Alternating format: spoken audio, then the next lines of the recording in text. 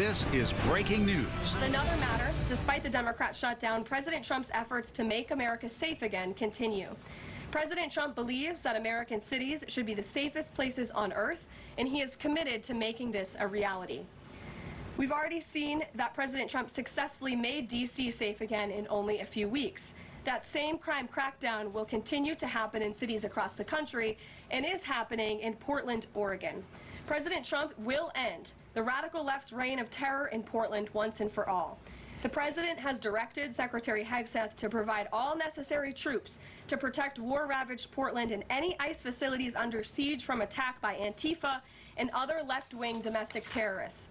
What's been allowed to happen in Portland, and we saw disturbing video footage of this last night, this is not peaceful protesting, this is left-wing anarchy that has been destroying this great American city for years, leaving police officers battered, citizens terrorized, and business properties damaged. Since early June alone, Antifa terrorists have laid siege to the ICE field office in South Portland. These radical left-wing lunatics have violently breached the ICE facility by using a stop sign as a battering ram, hurled explosives and other projectiles at law enforcement, repeatedly assault and dox officers, berate their law-abiding neighbors, and have even rolled out a guillotine in front of the ICE facility. And more people should be reporting on that. President Trump has sent federal law enforcement to protect federal assets and arrest those fueling this violence. Just last night, we saw an extremely troubling incident where conservative journalist Nicholas Sortor was captured on video being taken into custody by the Portland police after he was ambushed by Antifa and was defending himself from these assaults. But instead of arresting these violent mob members night after night after night who are ravaging this community, the police arrested a journalist who was there trying to document the chaos, and everyone in this room should be extremely concerned about that. The Department of Justice spoke with that journalist this morning, and they will be launching a full investigation into his arrest. This incident is part of a troubling trend in Portland where left-wing mobs believe they get to decide who can visit and live in their city. It is not their city. It is the American people's city, and President Trump is going to restore that. I just spoke with the president about this, and he has directed his team here at the White House to begin reviewing aid that can potentially be cut in Portland. We will not fund states that allow anarchy. There will also be an additional surge of federal resources to Portland immediately, including enhanced CBP and ICE resources. Law and order will prevail, and President Trump will make sure of it. Well, that breaking news, the national spotlight sitting squarely on Portland, Oregon at this hour. The White House promising President Trump will end the, quote, radical left's reign of terror in Portland once and for all, and saying left-wing anarchy outside the ICE facility in South Portland has been destroying this, quote, great American city for years. Oregon Governor Tina Kotek and Portland Mayor Wilson have maintained local leaders and police have things under control. President Trump's inconceivable insistence that we need federal troops in Portland does not address the real concerns in our communities. We do not need or want federal troops in Oregon stoking fear, creating conflict, and frankly escalating a situation that is under control. The governor and mayor have pleaded with people multiple times to be peaceful when protesting. Marches and protests during the day have been mostly peaceful. There have been violent clashes at those nighttime events. White House Press Secretary Karoline Leavitt also announced today Portland police are under investigation over the arrest of that conservative influencer. The Trump administration is exploring further funding cuts to the city. Thanks for joining us for KT News at 4. I'm Mike Azaway. And I'm Deborah Knapp. KT News is on your side with team coverage tonight. First, we want to break down why the White House says it must deploy troops to protect federal buildings here. These radical left-wing lunatics have violently breached the ICE facility by using a stop sign as a battering ram.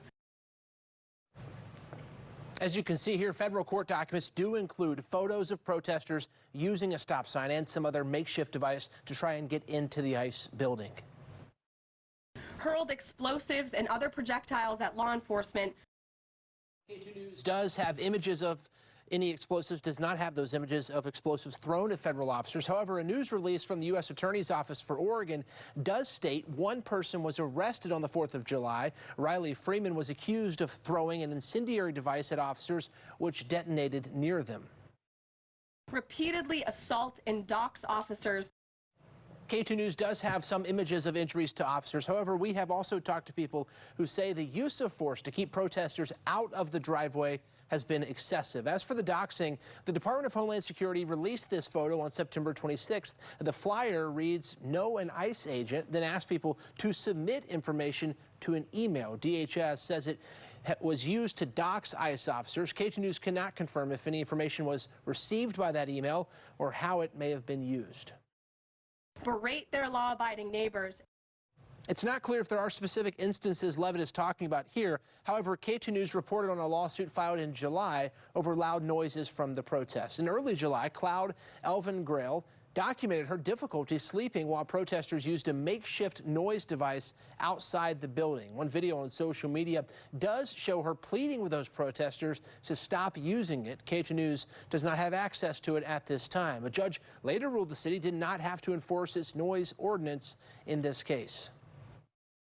And have even rolled out a guillotine in front of the ICE facility. K2 News can confirm protesters did pull out a makeshift guillotine outside the ICE building on September 1st. This is the video of that incident. As you can see, protesters appear to light something underneath the guillotine on fire. Now to our live team coverage of these new developments. K2's Shelby Slaughter is in downtown Portland with the latest on the federal government's investigation into Portland police. But first, K2's Christina Giardinelli is live outside the facility. Christina, as we mentioned, the White House is considering pulling federal funding from Portland. Yeah, you just heard that obviously from Karoline Leavitt in the press conference this morning, talking about how the administration is going to review funding to places like Portland. And of course, she listed incidents of alleged violence here at this protest. I want to show you what things look like today. Usually during the daytime, things have been pretty calm. Things look a little more activity than we've seen typically during the daytime. And one thing I want to point out, looks like there's some counter protesters here during the daytime. This is not something we have typically seen. So far, though, things have seemed to remain pretty calm, but you can see Deport Kotek, obviously a message against Oregon governor here.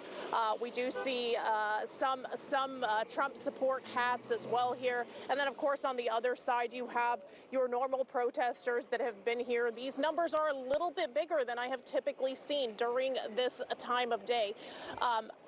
But at nighttime, the numbers and the tension does get high. Take a look at this video that our crews shot just last night.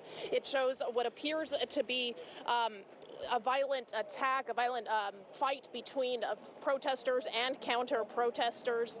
The Portland Police Bureau also making arrests in the early morning hours today. And as Wright and Deb just mentioned, Wilson had said that local police can handle the situation. The city received this letter today from the Department of Justice pointing out it's investigating the city's attempts to pull permits from the ICE facility. Responding to that letter and threats of more federal agents in Portland, Wilson says in writing, Portland is not a military target. We will use every legal and constitutional tool at our disposal to protect our residents. Now, Karoline Leavitt today vowing to restore Portland from what she calls left-wing mobs. I talked to protesters about her comments. Have a listen. This incident is part of a troubling trend in Portland where left-wing mobs believe they get to decide who can visit and live in their city. It is not their city. It is the American people's city, and President Trump is going to restore that. It's demonizing, and I would just have to say, who is the problem here? We're here doing what any American says they want to do. We're using our First Amendment right. Now, protesters do accuse ICE agents of using excessive force especially during the evening hours. And as I mentioned, things are already starting to heat up a little bit here in the earlier hours of the day with all of this national coverage focused on Portland, as well as the troops potentially coming in this weekend. We are monitoring this situation closely and bringing you the latest. Keep it live here on K2 at 5 and 6 for more. For now, live in South Portland, Christina Giardinelli, K2 News. News. Christina, thank you for that. Tonight, the U.S. Attorney General is ordering an investigation into Portland police over the arrest of a conservative influencer outside the ICE facility last night. Nick Sortor is from Washington, D.C. He was arrested on charges of disorderly conduct after police say a fight broke out. 2 others were also arrested. Our team coverage continues now with Katu's Shelby Slaughter near the Portland Police Bureau downtown. Shelby, you heard from Chief Bob Day. What did he have to say about Sortor's arrest? Yeah, Deb, so Chief Day says Sortor is being charged with disorderly conduct with his connection in that fight. Now, Sortor has been released from jail, but he has been tweeting this morning and into the day. He said that Portland police made a, quote, very big mistake taking him into custody. Now, the Department of Justice says it's launching an investigation into the Portland Police Bureau, saying their police force is using powers in a manner that may be based on, quote, viewpoint discrimination. It also says it wants more details on Sortor's arrest and other incidents at the ICE facility by October 10th. Just a little bit ago, Police Chief Bob Day speaking with the media, I asked him about the strong opinions on both sides surrounding Sortor's arrest, and this is what he had to say. You know, the irony here is we were condemned in 2020 for our approach towards the left, and now we're being condemned in 2025 for our approach to the right. So I would say we've landed right in the middle of the fairway. And this is the nature of the rule of law. This is the application, appropriate application of the rule of law, that it is equitable across the board. It is also not lost on me that we have a lot of Portlanders who for a lot of years have suggested that we have been over officious or targeting them or discriminatory in our approach to them, usually based upon housing status or race or whatever it might be.